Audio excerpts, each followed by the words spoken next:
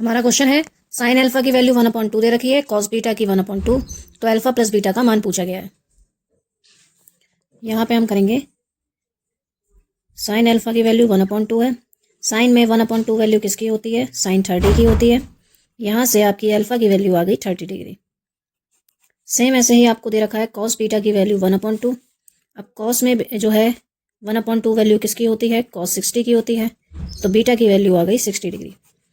आपसे पूछा है अल्फा प्लस बीटा की वैल्यू। अल्फा है 30, बीटा है 60, वैल्यू आ गई 90 डिग्री। अगला क्वेश्चन है √2x² + 7x + 5 √2 बराबर 0 के मूल ज्ञात कीजिए। मूल यानी कि x की वैल्यू फाइंड करनी है, तो उसके लिए हमें इस द्विघात समीकरण को सॉल्व करना पड़ेगा। x² के इधर क्या है? √2। इस √2 की गुणा हम कर देंगे 5 √2 से।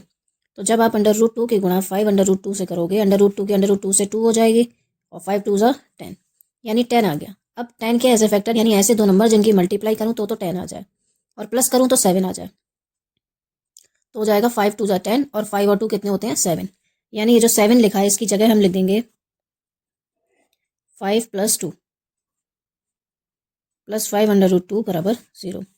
यहाँ से ब्रैकेट खोलेंगे 5x + 2x + 5 √2 बराबर 0। इन दोनों में से कॉमन लेंगे, सिर्फ x कॉमन आएगा, यहाँ बचेगा √2x और यहाँ बचेगा 5। इन दोनों में से क्या कॉमन आएगा? √2। 5 आ नहीं सकता, 2 आ नहीं सकता क्योंकि यहाँ पूरा 2 है, यहाँ √2 है। दो में से √2 निकल गया, √2x बचा और यहाँ पे 5 बचा। दोनों ब्रैकेट सेम हो गई, इनको कॉमन ले लीजिए, √2x + 5। दूसरी ब्रैकेट में यहाँ पे x बचा और यहाँ पे √2 बचा।